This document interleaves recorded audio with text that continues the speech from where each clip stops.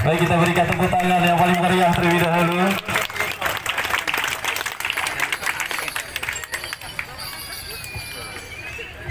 Dan mungkin buat teman-teman bisa beralih ke tempatnya kembali barangkali dari tim panitia bisa menggerakkan dari teman-teman kirap kita untuk mungkin menuju ke tempat semula. Nah, hati-hati adik-adik kita. Nah, adik-adiknya hati-hati di depan, cukup juga genangan airnya. Jadi mohon kiranya supaya lebih tertib sedikit ya. Ya, sekali lagi untuk para peserta kirap untuk menempati tempat yang sudah disediakan yaitu di tribun. Untuk adik-adik tidak usah bermain air ya di depan pentas.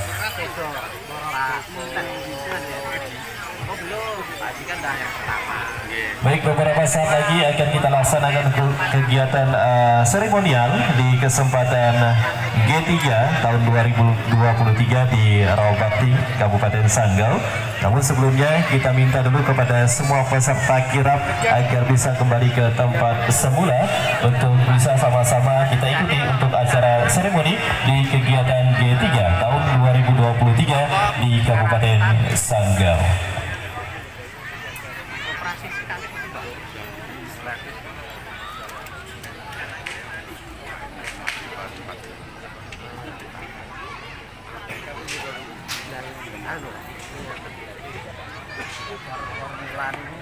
Memang pandai.